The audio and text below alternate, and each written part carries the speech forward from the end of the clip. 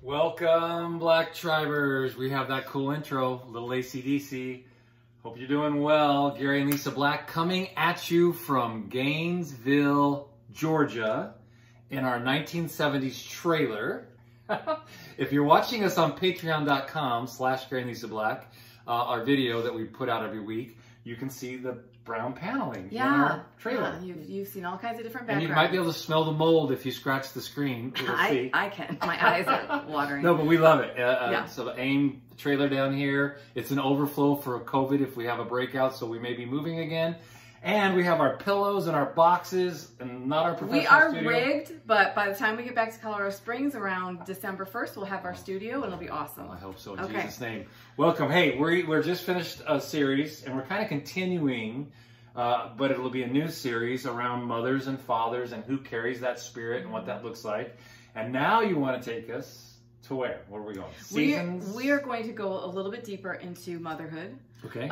We've talked a lot about really building healthy families, which I think is what you and I are the most passionate about. Wait, and fathers, don't click off yet, or future fathers, because I'm going to bring in hopefully an aspect of how do we serve our women, our future women. And how does fathering and mothering work together? Yeah, how does that work together? Yeah, awesome. Okay. So seasons of motherhood. Yeah, very important to just give a disclaimer here that if you are loving a child, raising a child in any capacity as a foster mom, a stepmom, adopted mom, or a biological mom, you are a mother. You carry the spirit of mothering and you are included in this. Physically giving birth is an amazing experience. It's very euphoric.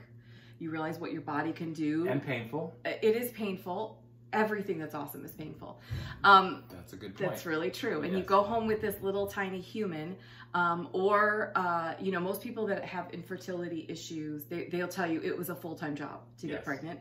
People that have gone through the adoptive process, it takes over your life. Yep. People that are, you know, applying to be foster parents, it's very intrusive, and the paperwork is incredible. And so we all have paid a price in labor to have a child. Wow, that's really good. Unless someone has dropped one off on your doorstep. We should just mention supernaturally, if you are trying to get pregnant, and you need me to pray for you, I can help. We are up to 6 women now that had infertility and were struggling, and after you prayed for them, they got pregnant almost immediately. So let us know. But we don't want to start rumors that Gary Black gets women pregnant, because that would not go with our... Well, I got you, so come on, church. Lots of kids. Yeah. All right. Okay, so good job. You know, man, we attribute a lot to that process. It's great. Couldn't have done it without you. Yeah, come on. Okay, so the first stage that you're going to experience, whether someone has brought you a foster child, or your adoption finally went through and that baby gets to come live with you, or that child, or you bring your newborn home from the hospital, is this awakening. Yeah. Because you have always been a woman. And you've probably always been nurturing, and you've probably always been giving your life away at some capacity, but now there's this human being that's fully dependent on you. Yes. And what shocked me the most during my first pregnancy, I was 20 years old and I was happily married. I had a good job. We were stable. I always wanted to be a mother, but when I found out I was pregnant, I cried so hard. Why? Because the realization of the responsibility, the realization that my life was never going to be the same. Yeah. Just the impact of how huge this was, that we were going from 2 people to 3 people, and I just knew my life was never going to be the same. Okay, and so let me ask you, because you know I teach a lot on initiation, and that men need to be initiated because we don't have to do anything painful. Women are self-initiated because of pregnancy and menstrual cycle. Was that ever a thought, like, oh my gosh, this is going to really be painful when this baby comes out? I wasn't smart enough to think that far. I was just really focused on the fact that, you know, how am I going to work and take care of this baby? How is this going to affect my marriage? How is this going to affect... So normal kind of, oh my God, what am I going to do? I just think that women are hard on other women, which we're going to talk about. We have talked about too, yeah. You know, it is a natural thing that when your life has a significant change, that there is a normal, healthy grieving process for the things that won't be for a while or maybe ever again. Yeah. And when you awakening is opening your heart up to the new way of life. Wow. So there is I think there is a process. No matter how bad you want that child, the reality will sit in in some way, shape, or form that, wow, this is different. My life is really not my own anymore. And this young generation is really struggling with that. Okay. They are terrified, for the most part, of that change. And a lot of them are saying, I'm not going to do it. Well, because they haven't seen it really done They haven't seen it done well, and we've not given them permission to say, we weren't allowed to say, I never told anybody I cried really hard. Right. I never told anybody I was like in shock for 5 days. Because we couldn't tell people we were afraid. Because that would mean you don't want this, right. or that would mean you're not celebrating it, or that would mean that you're not really a so mother. So we need to give this new generation permission to what? We need to give them permission to express that this is a life change, but then we need to swoop on the backside, especially as older people, and encourage them that the changes that you are going to go through are not lifelong, as far as you're not going to be up every 2 hours. It's the rest just of your life. a season. It's just a season. And you have hundreds of seasons in life. And this too shall pass. And, oh, by the way, you're going to miss this season. What's the country song? I know. It is a great song. Yeah. But, you're going to miss it because you have to learn how to live in the now of every season of your life, no matter how hard or alone or desperate you feel. Everybody has gone through it on the planet. There's nothing new under the sun, and you can make it. And we've made it so far. And absolutely maturing and never having children, you can absolutely step into motherhood. Yes. Or step into womanhood. However, I felt like being a mother for the past 30 years has taken me much deeper into a mature, reasonable place of womanhood that I wasn't before. So by becoming a mother, you feel like that you became more mature and much deeper because of just that. I grew up because you are sacrificing things to make someone else great. So Mother Teresa is called Mother Teresa. She's never physically given birth. Okay. She mothered hundreds, maybe thousands of people. Thousands, yeah. That means she gave her life away in part to make others great.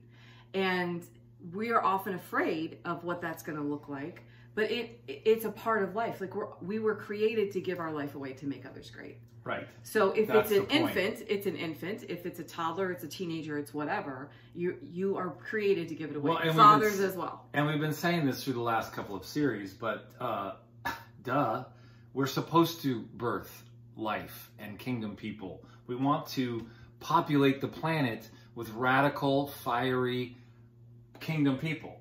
And you, as a godly Christ person, fear God, have babies, and teach them to do the same. And we get to cover the whole earth in God's glory. Amen. Right? Yeah. Okay. So we're all called to do that. We're all called to. Whether you physically give birth or not, or ever have any other children live with you. Marriage is that. You lay down some of your own needs, desires, whatever, to make someone else great. In a good, healthy relationship, you're going to do that to each other constantly. You're going to lay your life down, make each other great to each other. And so it's a partnership. Parenting's not like that. Okay. Children do not care about your sleep. They don't care about your body. They don't care about what you're going through. Our kids are in their late 20s now, and they're just starting to realize that I'm a person with emotion. Your daughters literally said that the other day. They did say that, and it was a great moment in my motherhood where they were like, I realize you're a real person with feelings. Mom's feelings get hurt, and sometimes mom cries, and sometimes mom doesn't feel well, and because we are born self-centered, we are born, an infant or a small child is created to survive, and they are going to get what they need. Like there's so many times you'll see pregnant women that are, have the flu or they're really sick or something's going on, and they're so worried about their babies. The babies take what they need from their mothers. Yes. Even if it depletes the mother, the baby's going to take what it needs. Right. They were created to survive. Right. They're very, very vital. And mothers were created to give. Exactly. Okay. So there's the word adolescence is when we have this big change, right? When we go from being a child into entering adulthood as far as our bodies go. In that is involved your body changes, hormones changing, there's a shift, there's some emotional upheaval. This also happens during pregnancy. I believe this also happens during all beginning motherhood. And then our bodies do this again when we go into menopause. So the adolescence is bringing into it. The motherhood, it's called matriarchs. Okay. It's not a word anybody ever uses. Here's what's happening right now, though, is the natural bent, the natural thing that happens when you become a mother, especially if you're physically giving birth, you're going to have a lot more hormonal things. We've capped it all as postpartum depression, and we've made it a clinical disease when actually it's a very natural thing. Okay, so which I'm very concerned about. Give me some lay terms around that. Okay. So women, okay, go again. Go walk through that one more time. Okay, so our men are pretty steady. You guys go through some hormonal changes. Obviously, adolescence is hard on everybody. Right. And then your testosterone will decline as you get older, which will affect, that's your hormones. That's going to affect you. Thank God for Viagra. Men kind of have this in their hormones and their growth and their changes, and then they have the slow decline. Women's lives are like this. Yeah. That's why I would not want to be a woman. I don't know why. No, you have to have big balls to be a woman. That's true. You really do. That's our little joke. I always say, you're not man enough to be a woman, trust me. Yeah, we go through a lot. I have no problem with that at all. As an older woman, I am very concerned about this all being morphed into a mental disability. Yes. Or a that's what we do with clinical everything. problem, right. Or something that's unusual. Yeah. I brought my babies home. Your breasts are sore. You feel like you pushed a human out. Yes. You are sleep deprived. You can't sleep in hospitals. They don't take care of you there. It's not a place of rest. It's a place of chaos. And that's why I love these women that are like, I'm having my baby at home. I would have loved to have had my babies at home because it's your bed and there's not someone coming in constantly. So you do need rest. You do need to take care of yourself. But your body has geared up for 9 months or however long to produce this human being to survive outside of your womb. There's a lot of hormones involved in that. Okay. And God gives us this natural hormone that is called oxytocin. It Yes. happens every time you make love. If I hugged you right now, there would be a little bit more euphoria. So we like oxytocin. Oxytocin is God's love hormone. Okay. And it also is produced during childbirth. Okay. So that causes the bonding with the baby. It's also produced when you breastfeed. And so that's where God gave us this natural bond with our children. I have a very strong bond with my 3 stepsons. I never gave birth to them. I never breastfed them. But I am extremely bonded to them.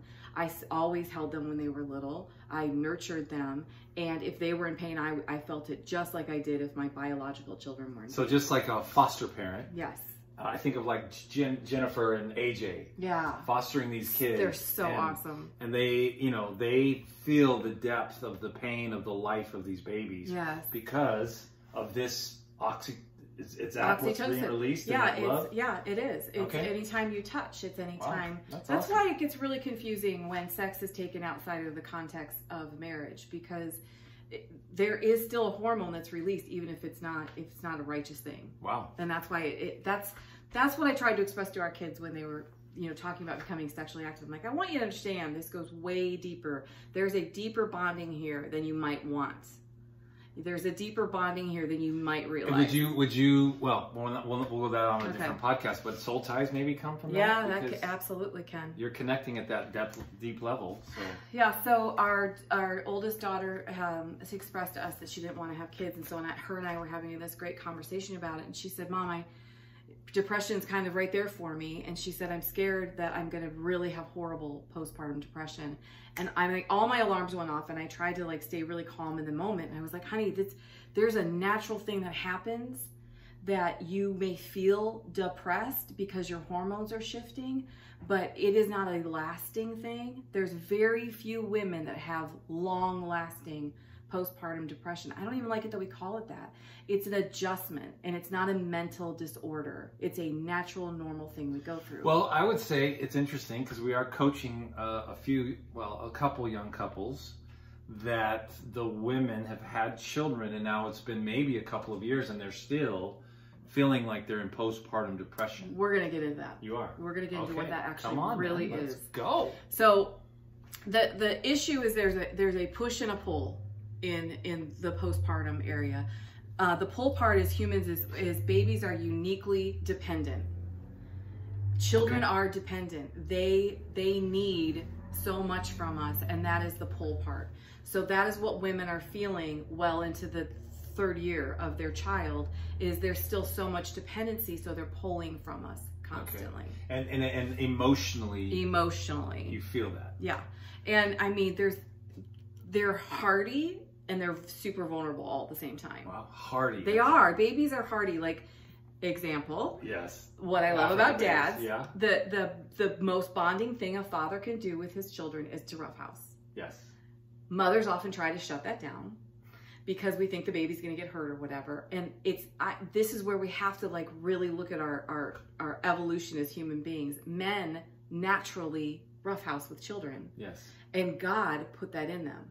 So as natural as it is for me to breastfeed or nurture or do whatever, it's natural for you to throw our newborn in the air and catch it.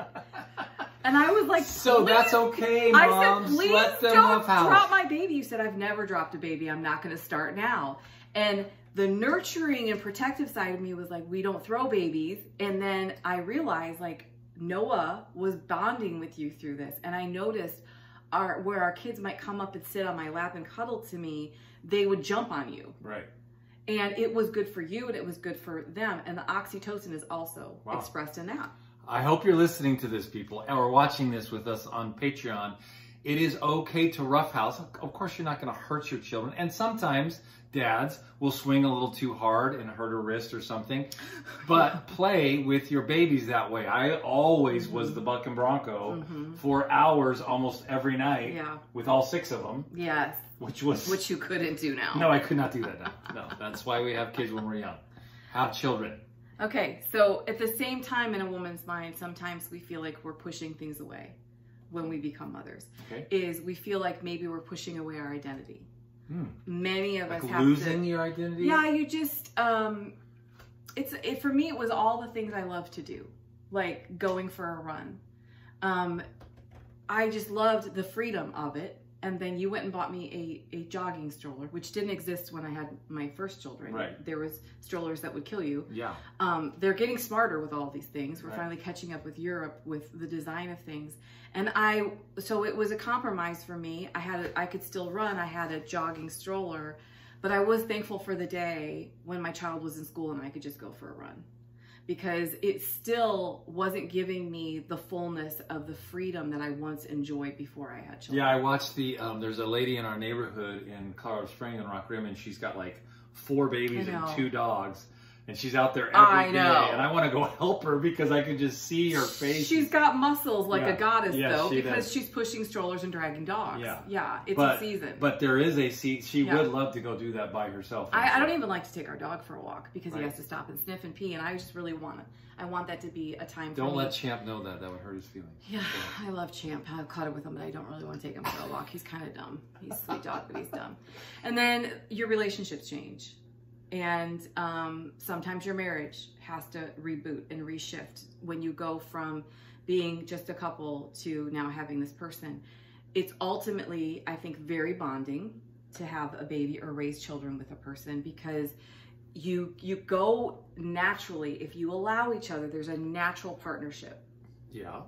Like we have a little. Hard. This is really hard. We travel constantly, and we've traveled constantly for years. And every time we pull up in front of a hotel, I jokingly say to you, hey, you go check in, I'll put the bags on the cart, I'll meet you in the lobby. Because we don't even have to discuss it anymore because that's what we do. Right. That's actually natural in parenting. Okay. If we do it, if we articulate, and I think this is where we can help men father really well, is we think that men think like we do as mothers. They don't. Right. When a man changes a diaper, it's gonna be different than a woman changes a diaper, and we need to let them do it their way. Probably a little more rough. Probably a little more rough, and probably a higher, pile of wipes for sure. But that's okay. You can buy more wipes. It's America. If you don't have money for wipes, call me. I'll send you some money. But wipes are expensive. But it's a partnership. And it's pretty gross. And so it's okay to use a bunch. It's all right, man. You can keep using a bunch. It's fine. It's really important for women to articulate what they need. Okay. The only thing that's difficult right after you receive a child is sometimes we don't even know what we need. Okay. Yes. And so that's how I was with you. I didn't actually know what I needed. I just needed something. So we had in our relationship, how can I serve you best right now? And when you would say that to me, it would make me think, like, what do I actually need? And then I could say to you, instead of being mad at you for not noticing the laundry, if you could put the laundry away, I could clean up dinner. Or if you could give the baby a bath, I could help the kids with their homework. It probably wasn't good for me to go, God, I got to do that and work, and geez, what else do I have to do? Yeah. And that is such a good point that you just brought up, because minimizing how we spend our 24 hours is very belittling. Absolutely. And I have heard wives that are home and their husbands are out there. He's out there, he's got clothes on, he's having lunches. Unless he just has this amazing job that he really loves, he also is making sacrifices. He is dealing with stupid people. Right. He is getting his ego crushed on a regular basis. He is, you know, if he's in sales, he's fighting. When that deal doesn't go through, that's a provision for his family. That's going to affect him in every way. And then as men, we have to learn how to not bring that home. How do you do that? Well, you have to learn how to decompress. What is that for you? And then actually have a conversation about that, so that you don't get upset as the wife. Because again, we've talked about this. I'd walk in, you'd throw Noah at me, and I had no time to decompress, and we learned that didn't work. And so I just needed that half hour or so, get a glass of whiskey, chill a little bit, and then re-engage with family. And then I really tried to learn how to just leave work in my truck. I'd pull up, I'd pull home, and all the way home, instead of listening to the radio or a podcast, I would just try to practice, like, I'm leaving this behind. I'm laying this down. We all need to learn to do that, because my job in crisis counseling was very intense. I had to call police. There was domestic violence. There was all kinds of stuff. There was child abuse. There was all kinds of things going on. And when I was young, I would cry the whole way home. As I matured, I learned to sit in my car and say, okay, God, this is yours. Right, yours to carry. I'm going into my house now to be with my family, and I'm not taking this in there with me. It's still going to be there in the morning. I've done all I can do, and I'm going to let it go. So we all have to learn how to do that. But if you had walked in our home when I was raising our 6 children and said, and I don't know why, as a perfectionist, I would have trashed you if you were the one at home. I'd be like, why is everything such a mess? Why is the chicken burned? You never said any of those things to me. You acknowledged the fact that I was raising 6 children and breastfeeding 1 and running around like crazy. I was hard on myself. And I think most women, mothers, are harder on themselves than the world is on them. Yeah, I would agree with that. Except for other mothers. They love to criticize each other. And that's the big problem we're having right now. It is. It really is. There's a lot of that going on right now. But the push is your identity. The push is maybe your career. Some of us love working outside the home, and it's really hard to work outside the home when there's a baby attached to you. Yes. And what I always say over and over again to all women that I get to teach and minister to and mentor is, this may seem all consuming right now, and this may be the focus of your life right now, but it's not always going to be this way. And if you are getting any messages that says you can have it all, as Americans, we believe we're supposed to have it all, great. Probably in 2020 as a woman, you can have it all. You will not have it all on the same day. Right. You will not have your dream career. Your boss is going to think you're a goddess, and your kids are going to think you're a goddess, and your husband's going to think you're a goddess, because it's impossible to do all those things at the same time. Yes. And only the American culture in our travels does that. Yes. When we were in Africa, there would be women there that had 1 child. They had a full-time housekeeper, a full-time gardener, a full-time cook, and a full-time nanny. Yes. And they didn't work outside the home. Right. Well, that's how most white South Africans grew up. And they would look at me and say, you Americans are crazy. Why do you try to do it all? I thought, I never thought any other way. Right. It never occurred to me that there was any other option than trying to do it. Well, yeah, I mean, financially now, that's impossible for most people. Right? Yes. So mothers are stuck with, okay, now I get to become this mother, and I get to lose. I'm not going to be this missionary anymore or this career woman anymore because I'm going to become a mother. I mean, we talk to a lot of young women about this consistently, right? And then when it happens, and they embrace it. Right. And then when they realize it's an extension of who they are. Yes. It's not an Xing out of who they are and a new identity. It's an extension of who they are. Let's listen. If you're a young woman listening to this or watching us on this video, let's break the fear. We've seen it over and over and over. Young women who are afraid to have children because it's going to destroy their lives or stop their career or ruin their take finances, them into postpartum depression that they'll never get out of. And every single time they have a baby, they are elated, they feel more alive, they feel like more of a woman, Eventually. they feel like they could take the world. Yeah, I mean, it takes time. Yeah. And it's an ebb and flow, like you said. Women lives are like this. Men, we just kind of steady along. Well, and another thing is, like, right now in American healthcare, you can have brain surgery in the morning and you're an outpatient by the afternoon. Right. And to think that people are going to take care of themselves at home isn't always realistic, because the second we walk in our homes, we go into whatever that mode is there. So we had Noah and 5 children waiting at home. He fell asleep on the way home from the hospital. I hadn't slept in 3 days. I dropped off his carrier right at the top of the stairs, and I started doing laundry. That wasn't healthy. And I mean, you're pretty much Wonder Woman, but yeah. well, I got really sick. Yeah. Remember, I got real remember. sick, and I couldn't move for about 3 days, and you had to bring me the baby and all that. So you're going to pay the price. Yeah. And so we do have to take care of ourselves, and we do have to articulate what we need. We do have to give our bodies time to recover. Every time I have a young woman that's ready to deliver, I say, please remember, just because they release you from the hospital does not mean that your body has recovered yet. Right. You need time. You need water. You need rest. Well, and that's you need all those why, things. and it's hard for an older generation to understand this, but they're letting men have paternity leave now. I love it. I think it's great for a couple weeks. I think that most women don't want their husbands home for more than a couple weeks, because it's like we have our own individual lives, Right. and we come together all the Yep. time. We spend all of our time together, but Now. we do well. Yeah. We figured it out. But I just think that if we can talk about these things, and we can take the stigma out of it, if we can take the fear out of it. I was reading on a post today where someone said, it's not your job to repopulate the earth. Okay, it isn't. And you do have a choice whether you want to have children or not.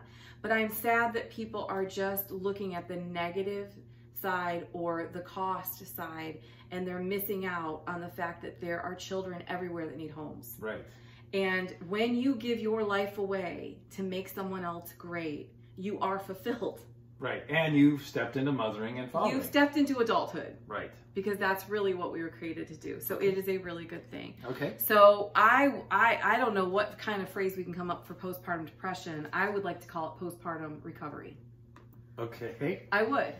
Just take the word out. You're going to go through it. It's not going to be easy. You're going to feel bad, but it is you're recovering. That's really good. I like that. All right. All right. Let's shift the words. Okay, let's shift we can start We're a redeeming revolution. Postpartum, and we're redeeming midlife crisis for men. It's BS. You do not have to go through midlife crisis. It's all made up. It's really kind of stupid.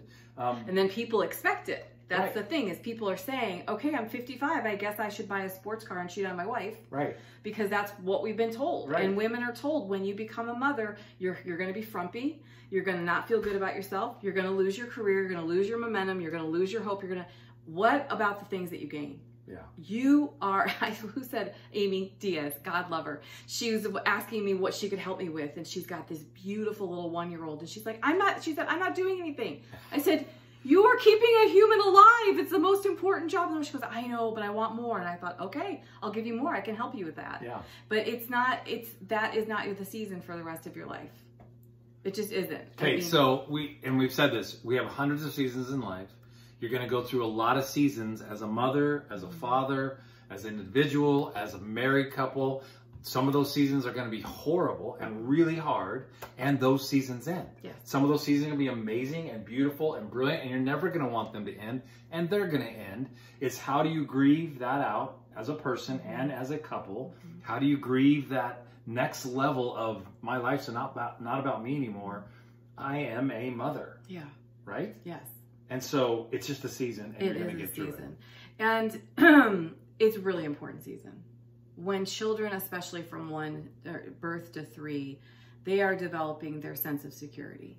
And so it is self-sacrificing, because if I have a teenager that's like, hey mom, text me when you get a chance, I got some wiggle room. You have a screaming baby, there's no wiggle room. Yeah. You are going to stop whatever you're doing and go and meet their needs. But you are setting a foundation where that child is going to be secure because their mother responds to their needs. And you cannot spoil an infant. I hate it when people say that. I know you do. I hate it. You cannot spoil an infant. The only way they have to communicate is crying. Yeah. If an infant is crying, there's discomfort, there's pain, there's hunger, there's something happening. It's your natural bent to respond to that. So any program or podcast or book or Bible study that tells you to ignore that is going against your natural maternal instinct. Okay, so if I'm a young dad, and I've been told in my Bible study that you're gonna spoil your baby. That you're gonna spoil your baby, so when he's in the other room and he's crying, just let him cry. You don't think we should do that?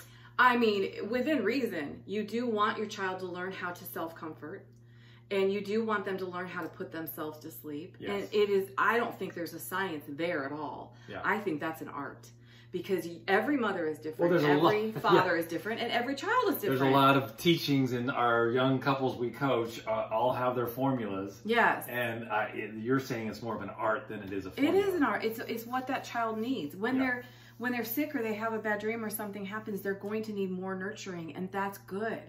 Because they know that they're cared for. That oxytocin that's being transferred constantly in the early stages of childhood is really, really, it's the foundation for the rest of their lives. For the rest of their lives. And by the way, and you've heard us say this before if you listen to any of our podcasts, don't have your kids sleep in your bed. Yeah. Because you need a sex life even as young parents. We all need it. Right? So it's okay to bring that baby in. You guys bond, cuddle. The three of you cuddle. I know. The babies all peed on me. I'd hold up. up those little boys, and they, for some, I got peed on by all of them. They usually puked on me, so it all worked out. Feed them, go put them down, let them learn how to have their own space. They cry a little bit. It's okay to leave them. It's just when you need to go get them, not out of fear, but out of nurturing and out of life and out of that art of being a mother and a father.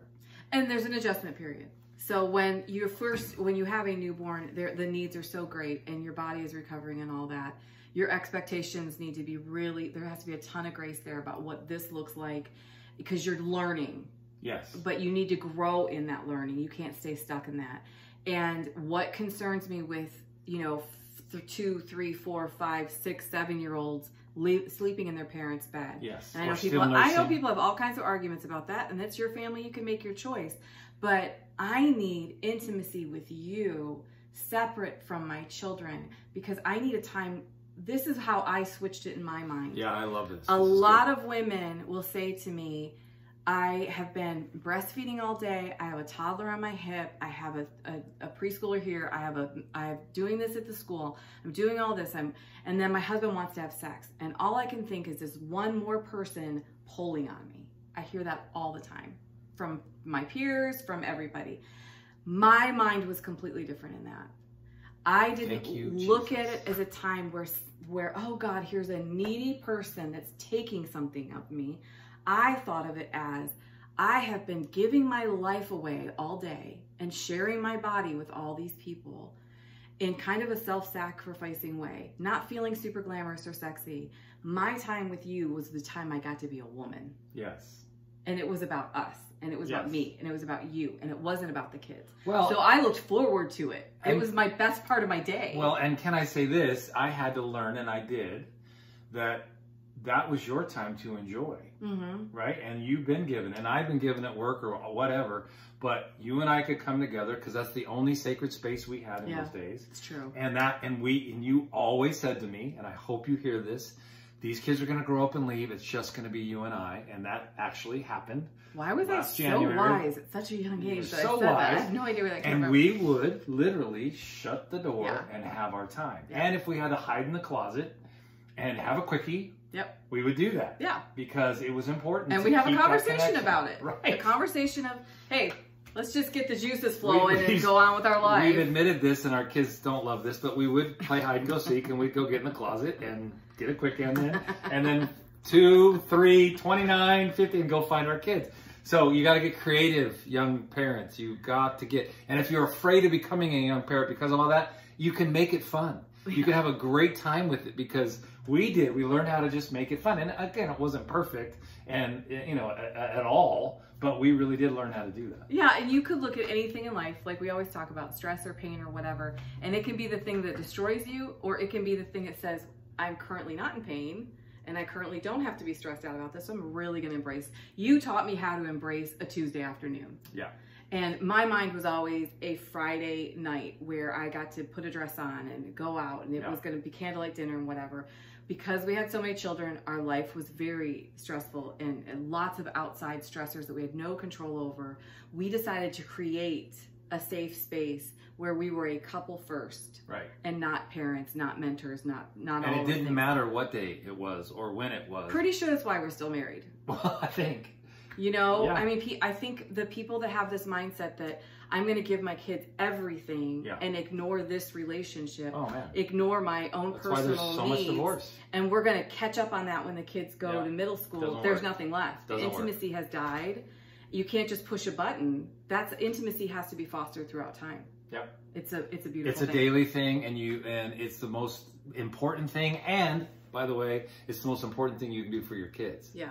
When your kids grow up in a healthy home, that parents who love each other, kiss each other, they know they're closing that door and locking that door to make love to each other. That is a healthy That makes your children home. feel secure. You're not neglecting your children. You're not pushing them out the door, but they know that this is the most part. In fact, you shared a story, and let's end with this, and we'll get to the next one. When I finally had to sit our kids down and say, look, that is not your mother, that's my wife. Right? It was very sexy. It was the sexiest thing you ever said to me. I wrote a blog about it. I was like, my knight in armor. Yeah, you had been you've been maybe in Russia. Yeah. And you were gone for like 10 days. And I noticed that when you traveled right around, at first it was kind of like, yay, Dad's not here. Let's make a tent. And, you know, and the kids would say to me, you're more relaxed when Dad's not around, because you were one more person for me to take care of back then. You were a little needy. You're better now. You're all independent now. But that was fun. And then as the time passed and you were gone, I was being ignored more. And it wasn't like, no, I don't have to do what you say. It was more just like, from the kids, hey, can you pick up the shoes on your way downstairs? Sure. And then not do it. And after a few days of that, I felt dishonored. I felt powerless. I felt whatever. You came in from a long trip and you were jet lagged and everything. Let you get your rest. We reconnected. And then I said, hey, things really kind of spun off the wheels towards the end of your trip, and my authority was scoffed. And it was scoffed passively, aggressively, but I lost my power. And I was just expressing to you how I felt. I wasn't really even asking you to do anything, because I knew you were back and it would bring some alignment in our home. But you sat the kids down and you said, this is not your mother. This is my wife. Let me tell you how you treat my wife. And their eyes were like, and I was like, that's good stuff. How'd you come up with that? I don't know. It hit me. It's good stuff. All right. So what we're going to, is this now we're on a series of seasons of mothering, right? Yes. So what's next? Well, I mean, we've just barely touched the surface. We're just getting started. So this could be a long series. All I don't know. We'll just see how it goes. How fun. Yeah. All right. So for those of you watching on video, patreon.com/GaryandLisaBlack for $1 a month. You can actually pay annually. So if you don't want to go in there and just do $1, you can pay $10 for the whole 10 months or $12 for the year. It's simple. If you're listening to this on iTunes or SoundCloud on Fridays, it's our podcast. Man, please share it. Please give us feedback. Let us know what you want to hear. This is the reason we're doing this, is we're getting feedback of what people want to know about and what we've learned through mothering and fathering and parenting and all the things. Our sex life, we get questions about all those things. So keep them coming. Hey, we just put up our new website today. Yay! For our coaching. So go right to GaryandLisaBlack.com. You'll see our new stuff on there in coaching. We need to do this for tent making to produce income for our family. Keep doing our life and giving our life away. And we have a blast coaching. We really do. We do. It's powerful. And it's different. It's different. It is we are very dependent on Holy Spirit and prophetic insight. And I really have noticed in my coaching sessions, I cannot pray for anyone without crying. Yeah. Because there's just a heart connection, and just I instantly feel their pain, and just go into that with them. Is that the oxy? No, if there's not oxytocin there, it's called being a human. Love you guys. God bless you. See you next time.